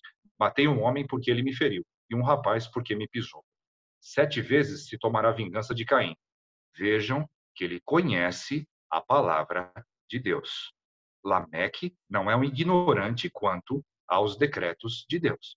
Mas ele fala de Lameque. Porém, essa é a palavra de Deus. Porém, sobre Lameque, 70 vezes 7. Tornou Adão, aí você tem um fechamento por um perícope, né? Aí 25 e 26, tornou Adão a coabitar com sua mulher. Ela deu à luz a um filho a quem pôs o nome de Sete. Porque disse ela, Deus me concedeu outro descendente em lugar de Abel, que Caim matou. Nós vamos ver aqui os detalhes dessa fala de Eva, né? A Sete nasceu-lhe também um filho, ao qual pôs o nome de Enos. Agora vejam a descrição. Daí se começou a invocar o nome do Senhor. Vejam que contraste entre famílias, certo? Então vejam. A linhagem de Caim mostra a intensificação do mal. Como? Enoque, que é o filho de Caim, tá? E a edificação de uma cidade. Esse é o que está mostrando de início a história de Babel. A história de Babel, tá? Alguém escreveu alguma coisa aqui? Só um momento, tá? Atos 17, 26. De novo, Marcos Custódio. Se tornou mãe de todos os viventes. Concordo com Daniel. Caim possivelmente era casado com o irmão ou sobrinho. Então, o Marcos lembrou muito bem. Eu não queria entrar na discussão, né, porque é longa, mas o texto de Atos 27, que é o discurso de Paulo no Areópago, né, aos atenienses lá, ele fala que Eva se tornou mãe de todos os viventes e de um só sangue, diz o texto. Ele criou a raça humana inteira. Então, a questão de origens tem textos bíblicos que apontam, né, para essa posição, de fato, mas obrigado, Márcio, por lembrar, porque isso são ganchos, né, que nós podemos depois pensar a respeito sobre o tema. Tá? Então, vejam, a edificação de uma cidade, isso vai culminar com Babel. Quem começou isso? O primogênito de Caim. Na verdade, Caim edificou uma cidade e pôs que nome? Enoque. Quem é que é exaltado na cidade que Caim edifica? O filho dele. Não é Deus. Ele não faz uma homenagem, uma glória a Deus. É o próprio filho. Né? Ele está idolatrando até a própria família, que, como a Sandra observou, tem uma maldição no meio dela. Está sendo idolatrada por Caim. A gente vê Lameque com poligamia, homicídio e completo desprezo pela palavra de Deus. Ele está falando, Deus acha que sabe o que é justiça. Lameque é que sabe. Então, matei um homem porque me feriu. Então, é lógico, o homem não matou Lameque. O Lameque continuou vivo. Mas ele feriu Lameque. O que Lameque fez? Matou. Porque se você me dá um soco, eu te dou 10. Né? É assim que é a minha justiça. E vejam, matei um rapaz. O texto ali aponta, irmãos, para um menino. Lameque matou, talvez, uma criança. Tá? Porque também a palavra que ele utilizou, qual que foi? Quando eu matei um rapaz aqui, porque me pisou. Poderia até falar, pô, pisou no meu pé, eu vou te matar. Né? Essa é a justiça de Caim. Eu me lembro aqui, rapidamente, num parênteses, quando eu estava fazendo faculdade, na engenharia, a gente teve uma matéria obrigatória de direito. Tá? Eu lembro da primeira aula, quando o professor foi falar justamente sobre essa temática, de termos uma justiça instituída num país. Né? Qual a importância disso? Ele citou um caso verídico, tá? E ele não citou de quando, de onde, mas foram averiguar o assassinato de uma esposa. O marido matou a esposa. Aí foram inquirir o marido e falaram: por que o senhor matou sua esposa? Porque ela não fez o bife bem feito. Minha comida não estava bem feita. Eu tive que matar minha esposa. E para ele era o motivo suficiente para matar a esposa. Ela queimou o feijão, ela queimou o arroz. Então eu mato a minha esposa. Vejam, para aquele homem é justamente o pensamento de Lameque. E o professor de direito deixou isso claro. Nós não podemos deixar a cabeça de cada um como é que se faz justiça. Então ele estava defendendo a questão da justiça institucionalizada. Né? Vejam como tem a ver, né, com o tema aqui. Ainda que um ímpio perceba isso. Né? E não necessariamente esse homem era crente. Então, no versículo 19 a 24, você vê os filhos de Lameque desenvolvendo pecuária, desenvolvendo música, desenvolvendo metalurgia, desenvolvendo construção civil, não é? É um avanço cultural, mas não significa avanço moral. Muitas vezes nós confundimos essas coisas, irmãos. Uma pessoa com muita cultura, achamos que é uma pessoa de muita moral. Não necessariamente. Não necessariamente. O que pode acontecer ainda é a pessoa de muita cultura achar que tem carta branca para imoralidades, porque ela está acima da média e pode julgar melhor do que as outras pessoas. Esse tipo de soberba pode vir, não estou falando que vem necessariamente, mas pode vir sobre pessoas muito instituídas de cultura, muito intelectuais. Isso pode acontecer. E o texto aqui nos mostra que o avanço cultural não significa necessariamente avanço moral. Isso aconteceu na família de Caim. Então, indústria muito bem desenvolvida, profissão, né? O gado, os estudos, por assim dizer, a música, a arte, né? São coisas boas, irmãos. São coisas boas, são dadas por Deus, mas elas não significam avanço moral, tá bom? Então, isso é importante. Depois, as palavras de Eva mostram sua mudança de pensamento, tá? O nome de Sete, novamente, segue um jogo de palavras. Quem se lembra da aula passada, o nome de Caim segue um jogo de palavras, né? Eu adquiri, eu consegui, tá certo? Vejam, Sete, esses dois pontos aqui são importantes, porque com Caim, o jogo de palavras era se chamará Caim porque adquiri um varão com a ajuda de Deus. O nome Caim, no hebraico, está associado ao verbo adquirir. O nome Sete está associado ao verbo concedeu. Agora veja como Eva transforma o seu discurso, ou o seu discurso é transformado pelo Evangelho. Né? O aspecto cruciforme da mensagem de Eva, né? Porque ela está olhando agora para o Evangelho de novo. E agora as suas palavras são modificadas. Ela fala agora de um filho que foi concedido por Deus, não que ela adquiriu com a ajuda de Deus. Deus foi um secundário aqui, no caso de Caim. Né? E Caim era um varão. Sete é um descendente, é uma semente. Que palavra que ela usa para descendente? A palavra que aparece em Gênesis 3,15. Porque ela enxergou então que Abel era a semente. Por isso que vai falar no lugar de Abel, no lugar da semente. Não é simplesmente no coração de mãe morrer um filho. Só quem é pai e mãe que perdeu um filho sabe como é morrer um filho. Isso deve ser uma dor imensa. e vai saber que nenhum filho que nascer depois vai tomar o lugar. Então, não é que Eva esteja falando que agora vai tomar o lugar no meu coração de Abel. A questão não é essa. Eva está indo além. O discurso dela tem a ver com o reino de Deus e não unicamente com a sua experiência. A semente que está em Sete entrou agora no lugar de Abel.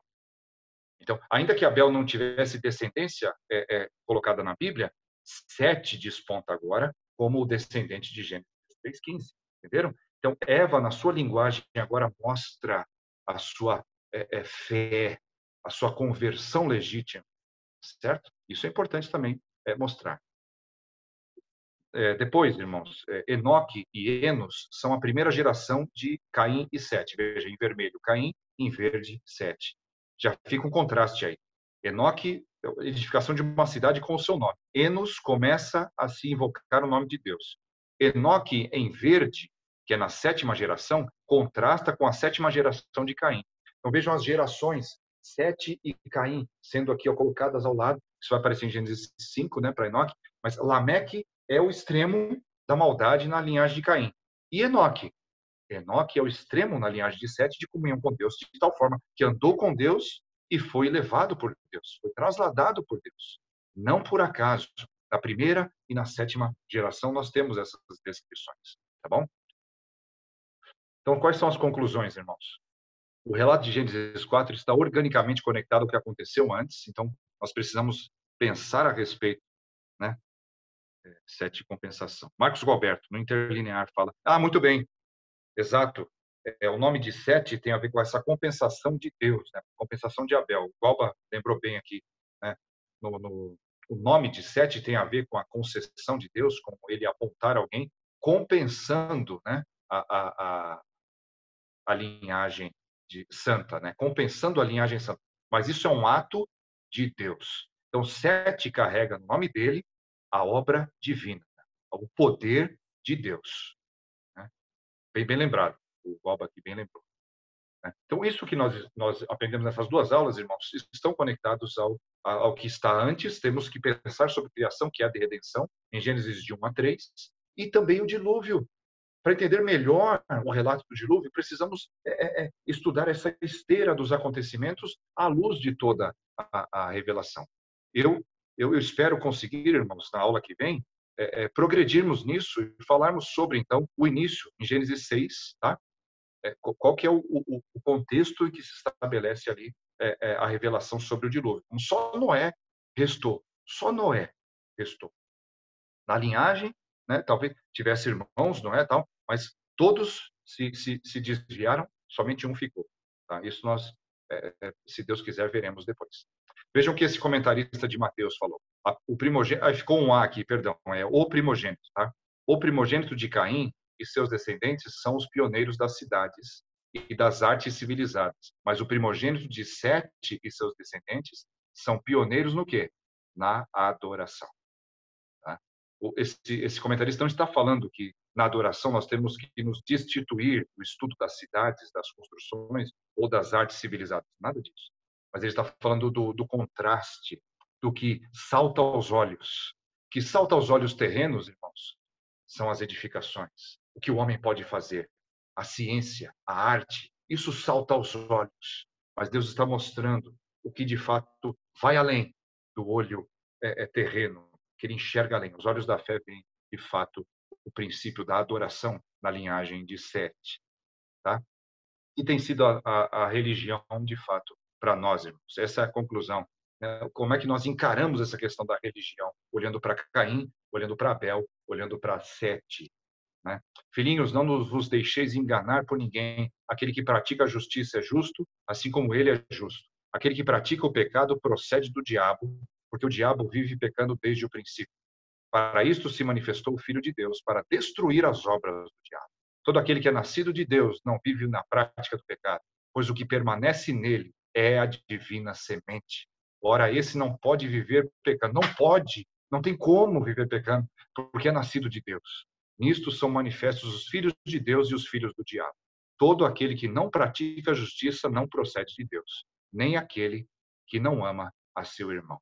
Isso está em 1 de João 3, 7-10. Irmãos, eu espero que tenha sido proveitosa. tenham sido proveitosas essas 2 aulas, tá? Esses são os sumários das 2 aulas. E eu sei que muitas vezes não tem jeito, eu acabo passando do horário. Eu vou tirar aqui depois eu ponho os slides, tá? Para quem tiver interesse. Eu não sei se teve alguma mensagem que eu não li aqui. Acho que eu creio que eu tenha lido todas, tá? Os irmãos fiquem à vontade para abrir o áudio, falar. Também aqueles que estiverem com horário apertado, né? Maria Isabel, Daniel, quando Adão e Eva comeram da árvore da vida, eles tiveram o conhecimento humano, conhecimento do mundo. Mas antes eles tinham conhecimento espiritual. É uma pergunta. Quando comeram da árvore da vida, olha, dona Maria Isabel, isso é uma discussão muito boa, tá, sobre a árvore da vida, porque não há indicações claras no texto, e eu não creio, à luz do ensino das Escrituras até Apocalipse, uma fundamentação sólida para que Adão e Eva tenham, de fato, comido da árvore da vida. Tá? O acesso à árvore da vida, tudo indica, e isso eu entendo dessa forma, que a escatologia começou antes do pecado, porque eles passaram por um período de teste, tá? Um período de teste com a árvore do conhecimento do bem e do mal. A árvore da vida estava lá no jardim, é verdade, estava lá. Mas o acesso a ela seria mediante a aprovação no teste. Então, a aprovação no teste. Por quê? Por que eu posso pensar dessa forma? Porque em Apocalipse, o caminho à árvore da vida é de novo concedido por Cristo. Apenas com justiça plena, perfeita. Então, o acesso à árvore da vida, que é a comunhão com Deus, a verdadeira vida, né? A verdadeira vida, irmãos, é a comunhão com Deus. Esse é o sentido da vida. Esse é o sentido da vida. Comunhão com Deus, simbolizado ali numa árvore, inicialmente. Certo? Então, eu entendo que eles não comeram. Eles comeriam. Seriam, então, glorificados, por assim dizer, se Adão tivesse esmagado a cabeça da serpente, se ele tivesse expulsado, se ele tivesse guardado o jardim de fato. O que não fez, foi omisso, né? Foi covarde. E todos nós somos por consequência. Mas entendo dessa forma, que agora o caminho, a árvore da vida, é restabelecido pelo segundo Adão. O primeiro casal não teve esse acesso inicial. Adão e Eva, irmãos, foram criados perfeitos? Sim. Foram criados retos, como diz Eclesiastes? Sim. Mas eles foram criados infalíveis? Não. Tanto que caíram. Então, eles foram criados num estado falível, como Agostinho muito bem, né? Lembra? Podiam pecar. Mas aí, não pecando e passando pelo teste da serpente, eles alcançariam o estágio de não mais pecar, nem poder pecar. Esse é o estado que Cristo conquista para nós em novo céu e nova terra. Então, ressuscitados, nunca mais poderemos pecar. Não haverá possibilidade de falha. Seremos infalíveis nesse sentido. Então, não é um retorno completo ao estado, não é um retorno ao estado de Adão e Eva, porque eles eram falíveis, porque não tiveram acesso à árvore da vida, não foram glorificados com a comunhão plena e perene de Deus, tá? Então, essa é a interpretação que eu entendo será melhor desse texto. Essa foi a pergunta da nossa irmã Maria Isabel. Se não respondi, então a irmã também, por favor, me avise, tá? À vontade, irmãos, tá? Fiquem à vontade. Se não houver mais nenhuma pergunta, sugestão, comentário, eu sou grato a Deus que os irmãos participaram, escreveram, falaram, porque isso é que é aula enriquecedora, tá? Eu, na verdade, irmãos, estou compartilhando com os irmãos. A nossa irmã Paula está aí, não tinha visto. Nossa irmã Paula. Eu não tinha visto. Eu estou tentando achar aqui os participantes. Ele escreveu, obrigada pela aula, sim. Irmã Paula, eu não sei, a senhora ainda está no hospital? Eu nem tive mais notícias. Como está a saúde da senhora? Não, eu tive alta quarta-feira. Graças a Terminando Deus. o tratamento em casa, com antibiótico e repouso. Mas já estou em casa, graças a Deus. Graças a Deus. Então vamos orar. Amém. Vamos orar também agradecendo pelo restabelecimento da nossa irmã. E nós podemos encerrar, então, com oração. Tá? Eu vou pedir para que o Marcos Custódio, você pode orar, Marcos? Não sei se você está com áudio.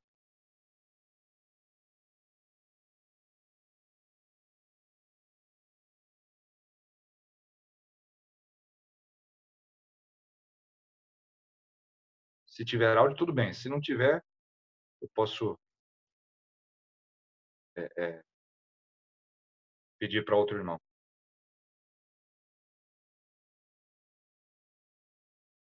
Dani, ele escreveu que está sem áudio.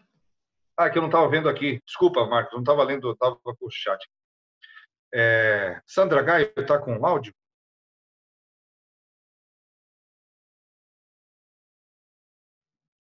Então, Estou com áudio. Tá. Puder orar, então, a Sandra Gaio, também agradecendo pela vida da nossa irmã Paula. Por gentileza, vamos orar.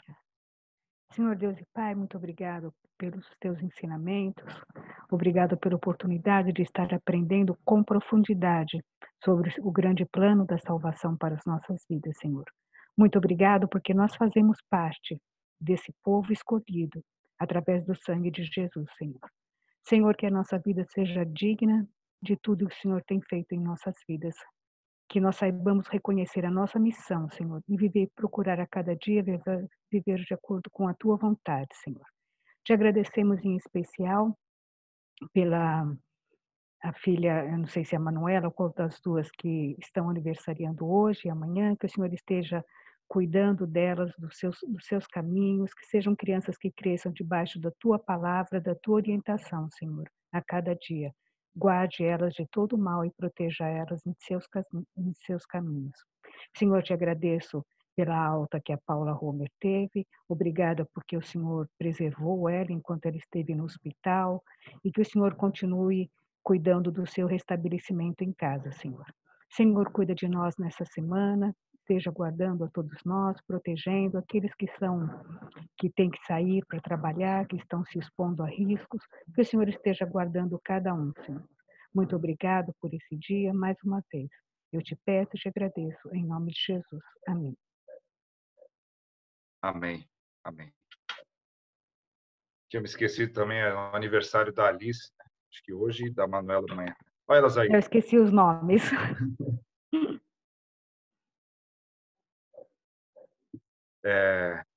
E lembrando também, irmãos, que nosso irmão Josué tinha até uma previsão de alta hoje ou esses dias, né? Eu não sei se ele retornou, se teve alta, mas eu pude ligar para nossa irmã Sueli, esposa do Josué, né? Que também contraiu Covid, então a família inteira pegou Covid, mas esperamos em Deus que ele volte em segurança. Graças a Deus, ele teve melhoras, né? Então provavelmente vai voltar para casa. Vamos acompanhar, né? Irmãos, então estamos liberados para nos dispersar, como diz o reverendo Wilson, para nos dispersar, cada um na sua casa, né? Mas fiquem à vontade, a sala fica aberta, né? Para conversarem também, sempre. Né? Eu não sei se vai ter parabéns para Alice. Não? Marcos Custódio. Amém. Amém. Fiquemos todos com Deus. Obrigada, um abraço. Daniel. Bom dia, eu que queridos. agradeço. Deus abençoe vocês, viu? Bom dia, Paula. Bom dia. Tchau, tchau, gente. Até mais. Falou, Ronaldo. Até mais. Estou saindo daqui a pouco também.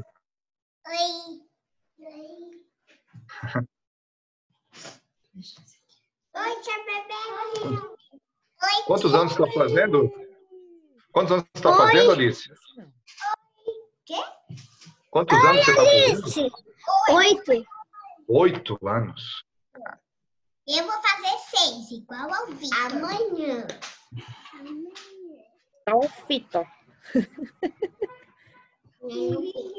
E depois, em outubro, dia 20, eu vou fazer 7.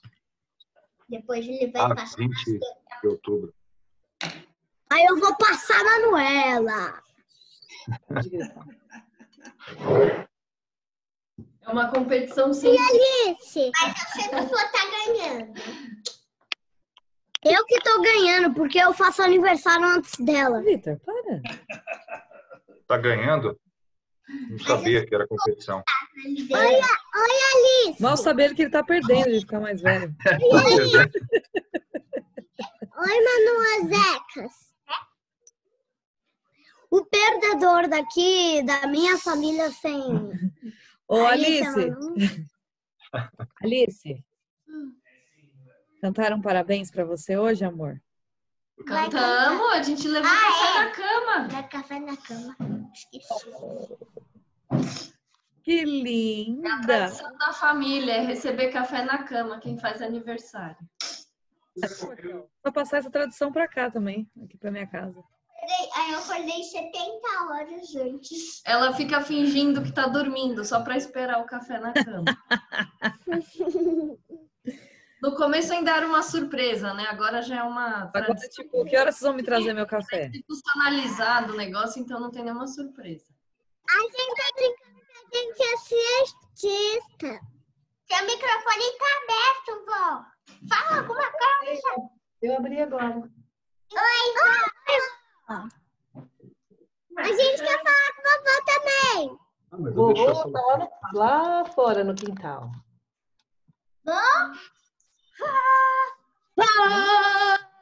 Sarinho entrou hoje.